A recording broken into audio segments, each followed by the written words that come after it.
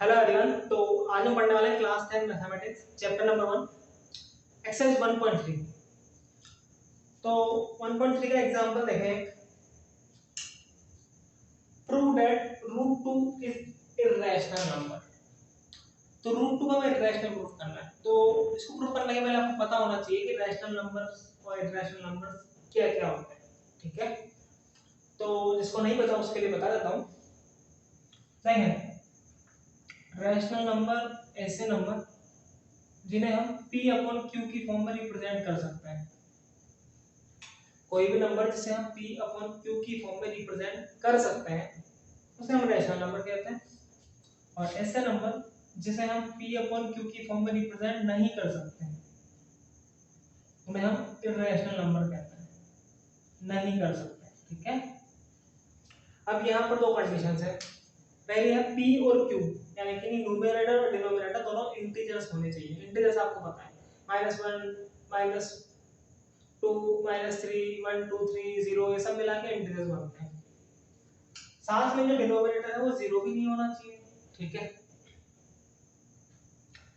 तो अगर हमें किसी नंबर को बताना है कि वो रैशनल नंबर है तो वो बड़ा आसान। कैसे? फॉर एग्जांपल के लिए जैसे कि 3/2 है, तो अगर मुझे बताना है कि रैशनल है या इररेशनल है तो बड़ा आसान है। देखो, ये p अपॉन q की फॉर्म में लिखा हुआ है, न्यूमरेटर और डिनोमिनेटर की फॉर्म में लिखा हुआ है, जहां पर न्यूमरेटर और डिनोमिनेटर दोनों इंटीजर्स हैं। इसका मतलब ये एक रैशनल नंबर है, तो ये तो बड़ा आसानी से हो गया। बट अगर हमें बताना है किसी नंबर को कि वो इररेशनल है तो ये हम आसानी से नहीं कर सकते। जैसे कि रूट 2 है, तो अगर मुझे बताना है कि रूट 2 को p अपॉन q की फॉर्म में रिप्रेजेंट नहीं कर सकते तो ये कैसे बताएं? तो इसको हम डायरेक्टली नहीं कर सकते, उसके लिए हमारे पास इनडायरेक्ट मेथड है। उसके लिए हम क्या करते हैं, हम इसका उल्टा मान लेते हैं। इसको इररेशनल बताना, मान लो कि ये रैशनल है और फिर देखते हैं कि क्या होता है। ठीक है, तो शुरू करते हैं।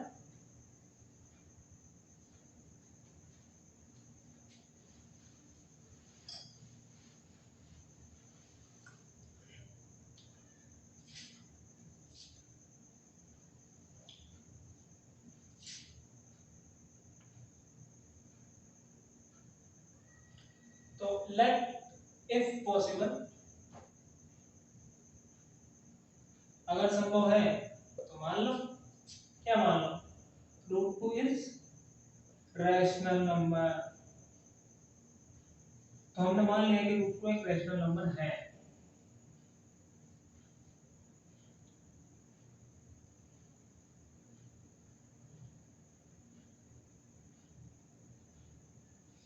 अगर रूट 2 रैशनल है तो ऑब्वियसली रैशनल नंबर की डेफिनेशन को फॉलो करेगा।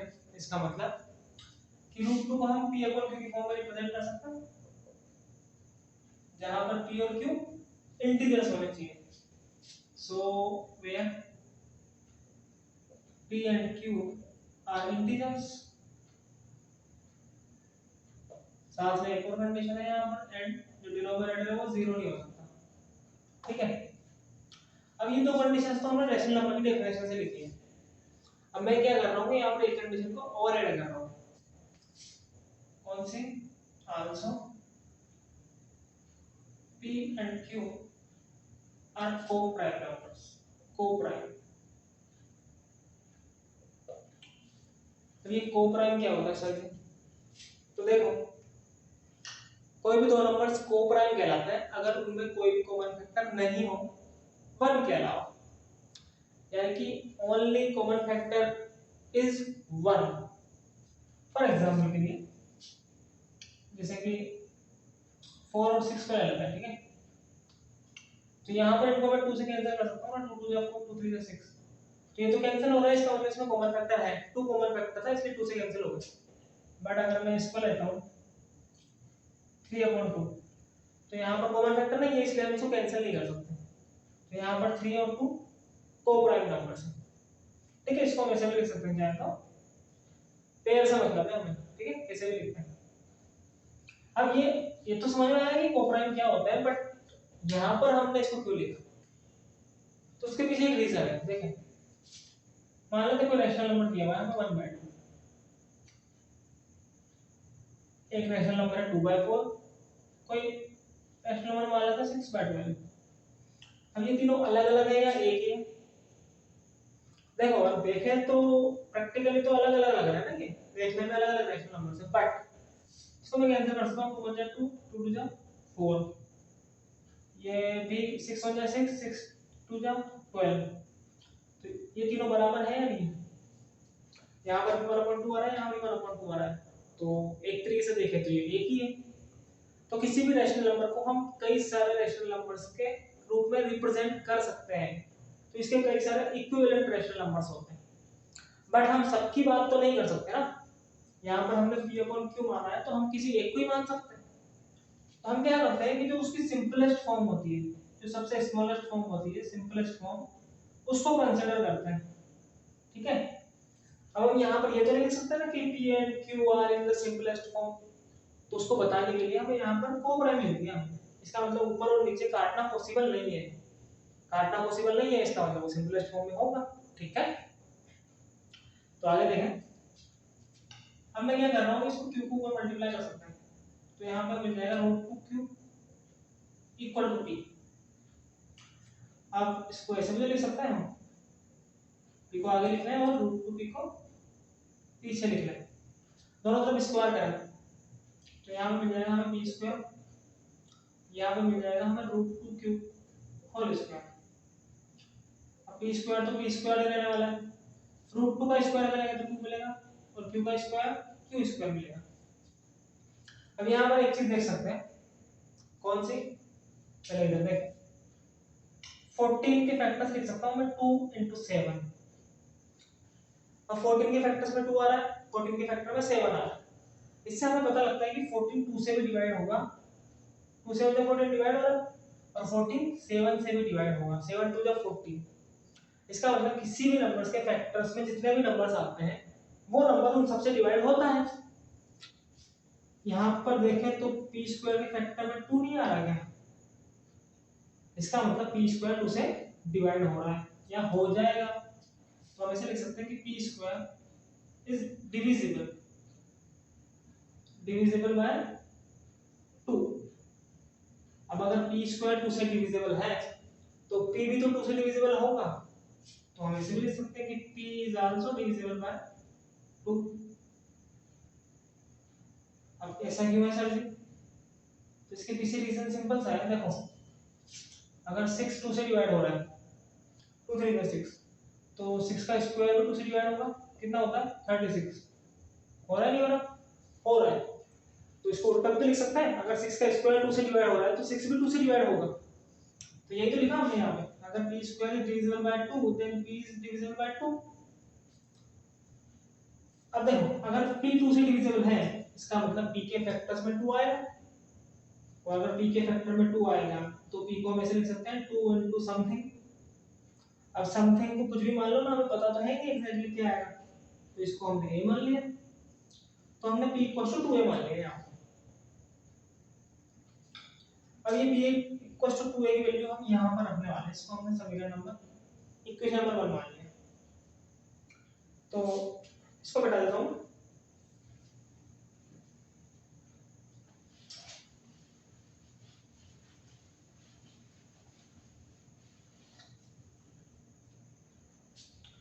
तो फ्रॉम इक्वेशन 1 में अगर हम p की वैल्यू रखें तो यहाँ से मिलेगा हमें, यहाँ पर 2a रखेंगे तो ये 2a square equal to 2q square, इसको ओपन करें तो 4a square equal to 2q square, इसको कैंसिल करें तो यहाँ मिल जाएगा हमें 2a square equal to q square, ये 2 2 4 कैंसिल कर दिया हमने, ठीक है ना। ये अब इसको ध्यान से देखें, ये इसी फॉर्म में नहीं लिखा हुआ था, यानी कि q स्क्वायर के फैक्टर में 2 आ रहा है, चाहे तो इसको उल्टा करके लिख लें, q square equal to 2a square, यहाँ पे देख लें q स्क्वायर के फैक्टर में 2 आ रहा है, इसका मतलब q स्क्वायर 2 से डिविजिबल होगा, तो q square is divisible by 2। Same process, अगर q स्क्वायर 2 से डिविजिबल है तो q भी 2 से डिविजिबल होगा, सो q is divisible by 2 also, वापस से अगर क्यू 2 से डिविजिबल है तो मैं क्यू को ऐसे लिख सकता, क्या लिख सकता हूँ ना। अब देखें p इक्वल टू 2 है, q इक्वल टू 2 भी, इसको भी लिख लिया यहाँ पे। इन दोनों में 2 कॉमन नहीं आ रहा, ये बड़े वाले में हटा दो।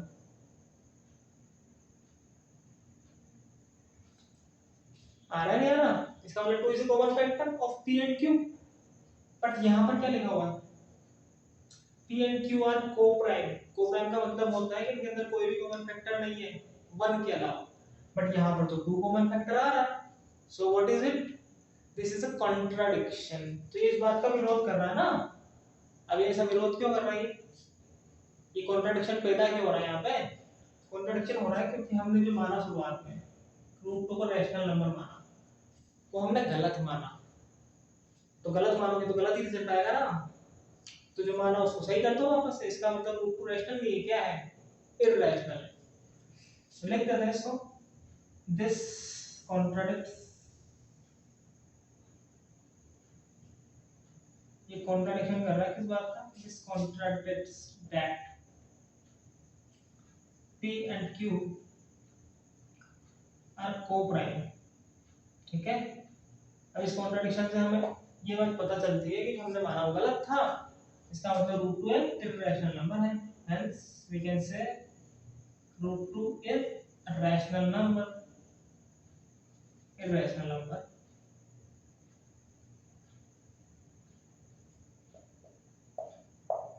ये हो गया प्रूफ। तो आप वीडियो को पॉज करके इसे नोट कर लें अच्छे से, ठीक है। अब यहाँ पर एक चीज और देखें, ये हमने क्वेश्चन किया है कि prove that root 2 is irrational, but question root 2 का ही आएगा ये जरूरी नहीं है। यहाँ पर ऐसा भी क्वेश्चन आ सकता है कि prove that root 3 is irrational.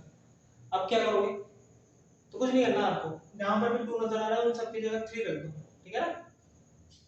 यहाँ पर 2 की जगह 3 हो गया, यहाँ पर भी 2 की जगह 3 हो गया, वापस से 2 की जगह 3 हो गया, रूट 2 की जगह रूट 3 हो गया। जैसे इसका स्क्वायर करेंगे तो 3 आ जाएगा। तो ये 2 से जगह 3 से डिविजिबल हो गया, ये भी 2 की जगह 3 से डिविजिबल हो गया। अब ये 3 से डिविजिबल है तो इसको हम 3 मान लेंगे। वापस सेम प्रोसेस है, 3a का स्क्वायर हो गया, ये 3q स्क्वायर हो जाएगा। 3 का स्क्वायर करेंगे तो यहाँ पर 9 आ जाएगा, यहाँ पर 3 है इसे। अब इसको 3 से अंदर करेंगे तो ये 3 टाइम्स कटेगा, फिर वापस 3 आ गया। जहां पर भी 2 है उन सबको 3 से रिप्लेस कर देंगे तो आपका नया क्वेश्चन सॉल्व हो गया ये।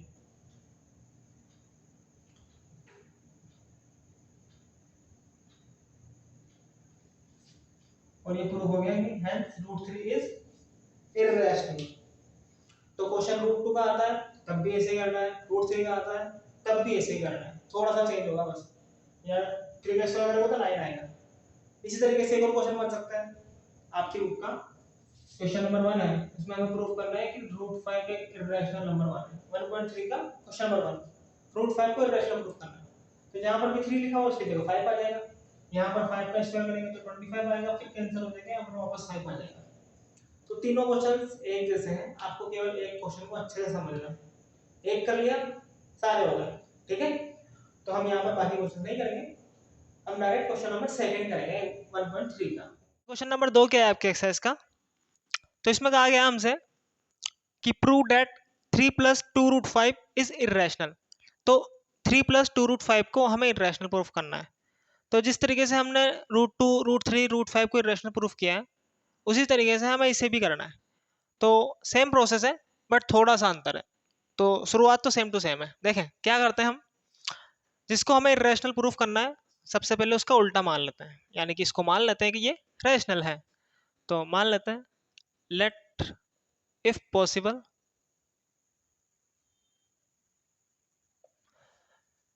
3 प्लस 2 रूट 5 इज रैशनल। तो इसको हमने रैशनल मान लिया। अब देखें, अब अगर ये रैशनल नंबर है इसका मतलब ये रैशनल नंबर की प्रॉपर्टी को फॉलो करेगा। इसका मतलब इसको हम p अपॉन क्यू की फॉर्म में रिप्रेजेंट कर सकते हैं। तो हम ऐसे लिख सकते हैं कि 3 plus 2 root 5 equals to p upon क्यू, where P and Q are integers where P and Q are integers। साथ में जो डिनोमिनेटर है वो जीरो भी नहीं होना चाहिए, एंड जो डिनोमिनेटर है वो जीरो नहीं हो सकता। तो अब यहाँ पर हम एक और कंडीशन का यूज करते हैं विच इज कि P एंड Q आर को प्राइम, बट यहाँ पे हमें उसकी जरूरत नहीं है। क्यों नहीं है?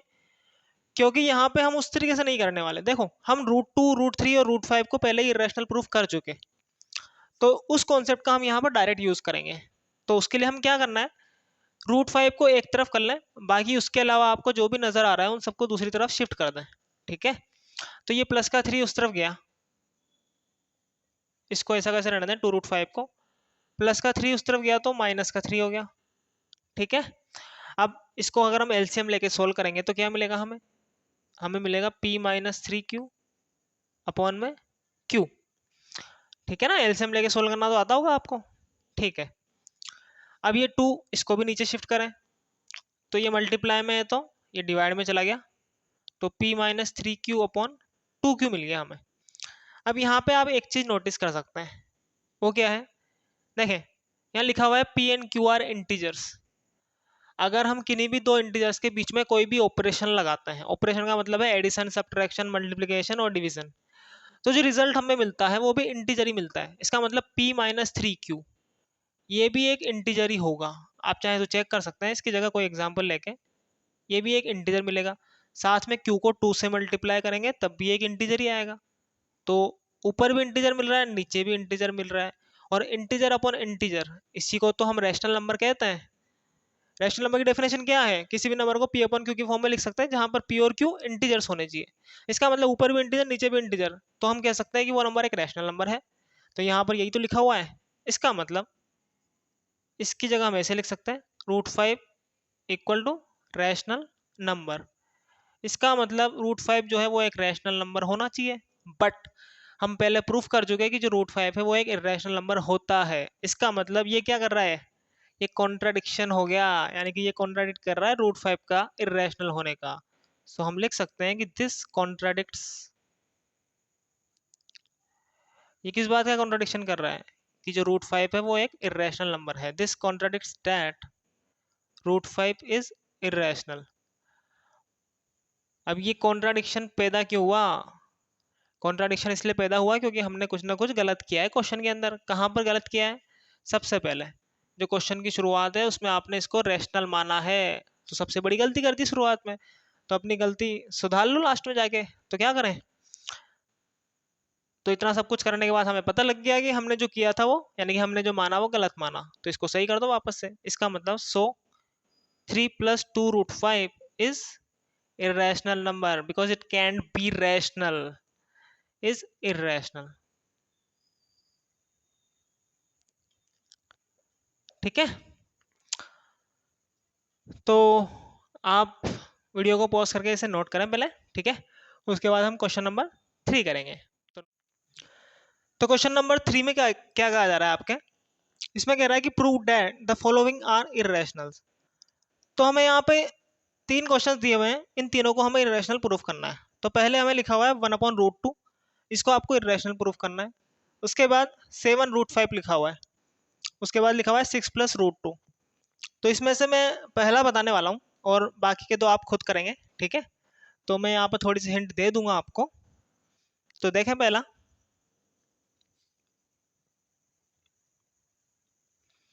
जिस तरीके से हमने क्वेश्चन नंबर 2 को किया है उसी तरीके से करना है आपको। ठीक है, सबसे पहले मान लेते हैं इसको इरेशनल प्रूफ करना है, तो मान लेते हैं इसको रैशनल मान लेंगे। So let if possible 1/√2 is rational.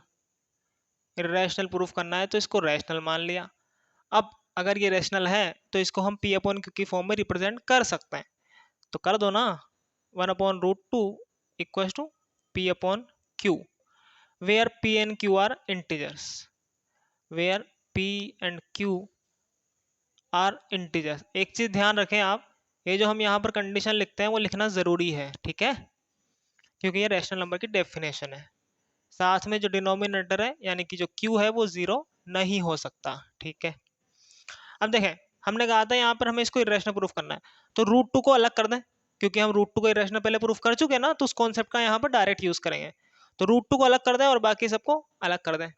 तो इसको हम क्या कर रहे हैं, क्रॉस मल्टीप्लाई कर रहे हैं। ये क्यू इस तरफ चला गया, साथ में स्पी को भी नीचे लेके आ सकते हैं हम चाहें तो, ऐसे लिख सकते हैं, और रूट टू को हम ऊपर लेकर चले गए। ठीक है, ऐसे लिखने की जरूरत नहीं है।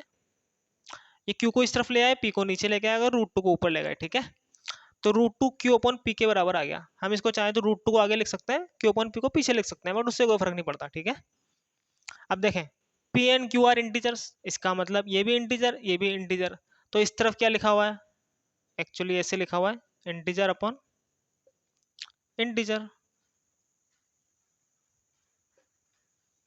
और इस तरफ लिखा हुआ है रूट टू। अब इंटीजर अपॉन इंटीजर, इसी को तो हम रैशनल नंबर कहते हैं।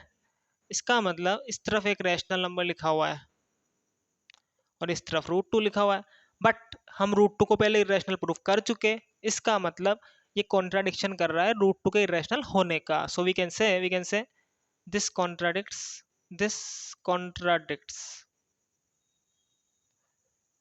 That root two is irrational. अब ये कॉन्ट्राडिक्शन पैदा क्यों हो रहा है, कॉन्ट्राडिक्शन इसलिए हो रहा है क्योंकि जो क्वेश्चन के शुरुआत में हमने कुछ ना कुछ गलत माना है। वो क्या माना हमने इसको रैशनल माना। इसका मतलब ये रैशनल नहीं हो सकता, जब तक आप इसको रैशनल मानते रहोगे तब तक कॉन्ट्राडिक्शन आता रहेगा कुछ ना कुछ। ठीक है, तो मान लो कि ये इरेशनल है। सो वी कैन से 1/√2 इज इरेशनल। ठीक है, तो ये हो गया पहला क्वेश्चन। ठीक है, अब जिस तरीके से हमने पहला किया है उसी तरीके से दूसरा कर सकते हैं आप, बड़ा आसान है। देखें थोड़ी सी हिंट देते हैं, यहाँ पे 7√5 को हम पी अपॉन क्यू की फॉर्म में लिखेंगे, तो √5 को अलग कर दें। ये 7 यहाँ से हाँ कहाँ चला गया, नीचे चला गया। अब ये पूरा भी क्या होगा, इंटीजर अपॉन इंटीजर, एक रैशनल नंबर हो गया। इस तरफ √5 इरेशनल नंबर है, तो सेम टू सेम प्रोसेस जैसे हमने क्वेश्चन नंबर 2 किया था वैसे का वैसे हो जाएगा। सेम इस तरीके से ये 6 + √2 है, इसको हम पी अपॉन क्यू की फॉर्म में लिखेंगे। ये प्लस का 6 उस तरफ गया तो माइनस का 6 हो गया। इसको एलसीएम लेके सोल्व करेंगे तो p - 6q अपॉन क्यू आ गया। वापस से ऊपर भी इंटीजर नीचे भी इंटीजर, इस तरफ आ गया रैशनल नंबर। √2 को हम पहले इरेशनल प्रूफ कर चुके, तो सेम क्वेश्चन है, सेम तरीका है। ठीक है, तो आप इन दोनों को आप आसानी से कर सकते हैं। ठीक है, तो मैंने हिंट दे दिया, आप कर लेंगे इसे। तो ये हमारी एक्सरसाइज 1.3 कंप्लीट हो गई। तो मिलते हैं नेक्स्ट एक्सरसाइज में, जब तक के लिए बाय बाय। एक चीज़ और, अगर आपको इस एक्सरसाइज से रिलेटेड कोई भी क्वेरी है, कोई भी डाउट है, कुछ भी आप पूछना चाहते हैं, तो आप कमेंट बॉक्स में कमेंट ज़रूर करें। ठीक है, मैं कोशिश करूँगा कि उसका जल्दी से जल्दी आंसर दूँ।